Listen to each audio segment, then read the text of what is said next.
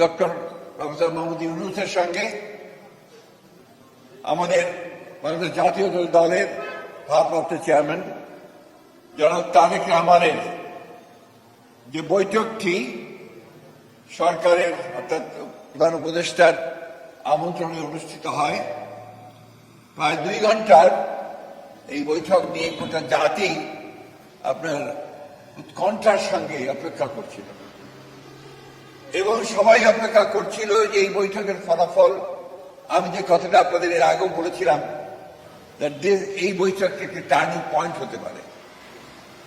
আল্লাহর কাছে অশেষ কৃতজ্ঞতা জানাচ্ছি যে সত্যিকার অর্থেই এই বৈঠকটি একটি টার্নিং পয়েন্টে পরিণত হয়েছে।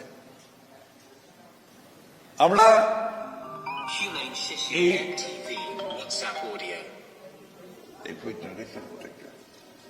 আমরা লক্ষ্য করলাম যে বৈঠকটির পরেই একটা যৌথ আপনার প্রেস রিলিজ দেওয়া হয়েছে, ইশতেহার বলবো, যৌথ ঘোষণা দেওয়া হয়েছে।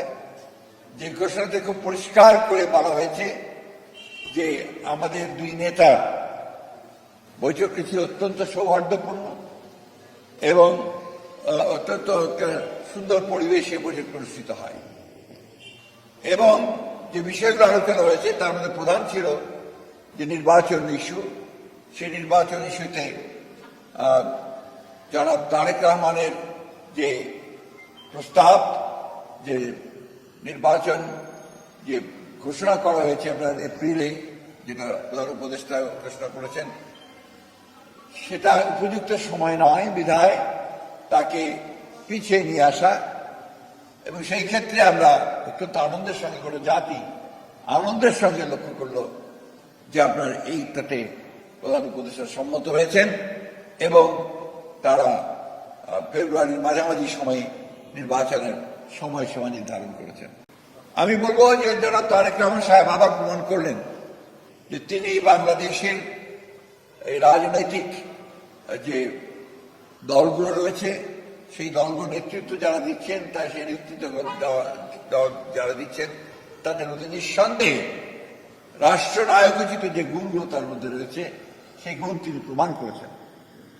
প্রথম একটি বৈঠক যেটা সত্যিকার অর্থে গোটা জাতি অত্যন্ত উদ্বিগ্ন ছিল, সেই বৈঠকটিতে তিনি আল্লাহর হুকুমে সফল হয়েছেন।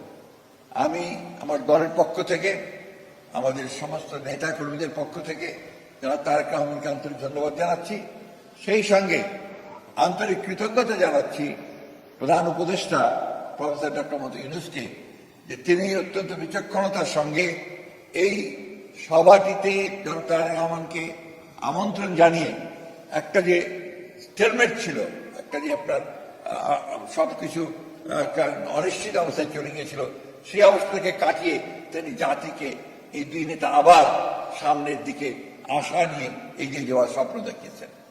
এটা আমি তখনও বলেছি যে এখন যেটা প্রয়োজন হবে সেটা হচ্ছে যে আপনার সমস্ত অতীতে যে সমস্ত ছোটখাটো আপনার একটু কথাবার্তা হয়েছে সেগুলোকে ভুলে গিয়ে সামনের দিকে জাতীয় ঐক্যকে আরো দৃঢ় করে এবং যেটা বলা হয়েছে আপনার সমস্যাগুলোকে সমাধান করে নিয়ে আমরা যেন অতি দ্রুত একটা নির্বাচন, যেটা বলা হয়েছে ফেব্রুয়ারির মাঝামাঝি সময়, সেই নির্বাচনে সুষ্ঠুভাবে সুন্দরভাবে যেতে পারি এবং জাতির যে আকাঙ্ক্ষা সেটা পূরণ করতে পারি এবং এই 15 বছরে ফ্যাসিস্টদের যে ধ্বংস করা ধ্বংসস্তূপের মধ্যে যে স্ট্রাকচার, যে কাঠামো, সেই কাঠামোকে নতুন করে গণতান্ত্রিক কাঠামোতে আমরা রূপান্তরিত করতে পারি।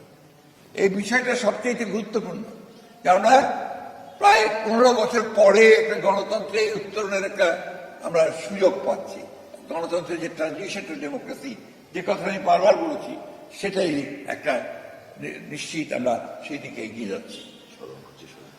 আমি এর সঙ্গে আজকে সত্যিকার কথা বলতে গিয়ে সবচেয়ে বেশি স্মরণ করতে হয় আমাদের সেই সমস্ত শহীদদেরকে যারা জুলাই আগস্ট মাসে তারা অধিকার আদায়ের জন্য তারা তাদের প্রাণ দিয়েছেন, প্রাণ দিয়ে সে পরিবর্তন ঘটিয়েছেন, ফ্যাসিস্টকে পরাজিত করে তাকে পালিয়ে যেতে বাধ্য করেছেন এবং বাংলাদেশের মানুষের জন্য একটা নতুন সম্ভাবনার সৃষ্টি করেছেন। চতুর্দিকে একটা অনিশ্চয়তা ছিল এবং অনেকে অনেক কথা বলছিলেন বিভিন্নভাবে। আজকে এই দুই নেতা প্রমাণ করলেন যে বাংলাদেশের মানুষ এখনো প্রয়োজনের সময় ঐক্যবদ্ধ হতে পারে, নেতারা নেতৃত্ব দিতে পারেন এবং সেই হিসাবেই বাংলাদেশ আমার সামনের দিকে এগিয়ে যাবে। আমি যে কথাটা আবার বলতে চাই যে আমার সঙ্গে মিটিং শেষ হওয়ার সঙ্গে সঙ্গেই আমাদের নেতারা জনাব তারেক রহমান সাহেবের সঙ্গে টেলিফোনে কথা হয়েছে। তিনি এই 15 বছরে যারা গণতন্ত্রের জন্য সংগ্রাম করেছে, লড়াই করেছে, বুকে রক্ত দিয়েছে, জুলাই অগাস্টে যারা বুকে রক্ত দিয়েছে, তাদের সকলকে, শহীদদেরকে তিনি শ্রদ্ধা জানিয়েছেন, তাদের আত্মার মাগফিরাত কামনা করেছেন এবং দেশের জনগণকে এই 15 বছর ধরে গণতন্ত্রের সংগ্রামের জন্য যে লড়াই তারা করেছে সেই লড়াইয়ের জন্য তিনি তাদেরকে আন্তরিকভাবে কৃতজ্ঞতা ধন্যবাদ জানিয়েছেন। সবচেয়ে আমাদের অভিনন্দন তিনি জানিয়েছেন আমাদের নেতা কর্মী যারা এই দীর্ঘ 15 বছর ধরে আপনার লড়াই করেছে, সংগ্রাম করেছে, নির্যাতন সহ্য করেছে, প্রাণ দিয়েছে বিএনপির, তাদেরকেও তিনি আন্তরিকভাবে ধন্যবাদ শুভেচ্ছা জানিয়েছেন। একই সঙ্গে তিনি অত্যন্ত বিনয়ের সঙ্গে, শ্রদ্ধার সঙ্গে তিনি তার মাতা এবং আমাদের গণতন্ত্রের মাতা, আমাদের দলের চেয়ারপারসন দেশনেত্রী বেগম খালেদা জিয়াকে তার কৃতজ্ঞতা জানিয়েছেন, শ্রদ্ধা জানিয়েছেন যে তাকে সঠিকভাবে তিনি দিক নির্দেশনা দিয়েছেন, দিয়েছেন। আমি আপনাদেরকে, আমাদের সাংবাদিক ভাইকে আন্তরিকভাবে ধন্যবাদ, কৃতজ্ঞতা জানাচ্ছি যে আপনারা এই বছরগুলোতে, বিগত বছরগুলোতে যেভাবে কষ্ট করেছেন, রোদে পুড়ে জীবনের ঝুঁকি নিয়ে সমস্ত কাভার করেছেন গণতন্ত্রকে উত্তরণের জন্য। আমাদের সামনে সেই সম্ভাবনার দ্বার আবার উন্মোচিত হতে চলেছে। আসুন আমরা সবাই মিলে এই সম্ভাবনাকে সামনের দিকে এগিয়ে নিয়ে যাই। জনগণের আকাঙ্ক্ষা যে গণতন্ত্র প্রতিষ্ঠা করা, সেই গণতন্ত্রকে আমরা প্রতিষ্ঠা করার জন্য সামনের দিকে এগিয়ে যাই।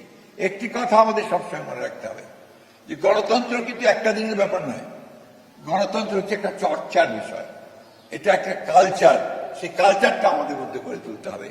সারাক্ষণ একে অপরকে বকাবকি, গালিগালাজ, আপনার সোশ্যাল মিডিয়াতে বকাবকি, অমুক খেলে বকাবকি না করে আসুন আমরা সবাই একসাথে একযোগে জাতীয় ঐক্য সৃষ্টি করে আমরা দেশকে পুনর্গঠনের জন্য, নতুন বাংলাদেশ গঠন করবার জন্য এগিয়ে যাই। আমাদের শহীদ প্রেসিডেন্ট জিয়া রহমানের স্বপ্ন, আমাদের নেত্রী দেশনেত্রী এবং খালেদা জিয়ার স্বপ্ন, আমাদের নেতা তারেক রহমানের স্বপ্নকে বাস্তবায়িত করার জন্য, আর আমাদের যে সমস্ত শহীদরা প্রাণ দিয়েছেন তাদের স্বপ্নকে বাস্তবায়িত করার জন্য। আপনাদের সকলকে ধন্যবাদ। নির্বাচনের সময় বাদে জুলাই ঘোষণাপত্র বা সংস্কার এই এটা তো আপনার অলরেডি বোধহয় আপনাদের এসেছে, চৌদ্দ ঘোষণায় তো এসেছে, এটা হয়ে যাবে এইসব। বলছেন যে নির্বাচন ফেব্রুয়ারির মাঝামাঝি হওয়ার জন্য সর্বসম্মতি, আসলে বিএনপি এবং প্রধান উপদেষ্টা যে বৈঠক করছে সেই বৈঠক কিছু সর্বোচ্চ সিদ্ধান্ত। হ্যাঁ অবশ্যই, এতক্ষণ কিছু আছে এবং যেটা ঘোষণা দিয়েছেন কিন্তু আপনার সরকারের উপদেষ্টা একজন ডক্টর খলিল, এরা যৌথ ঘোষণা হয়েছে। Thank you very much.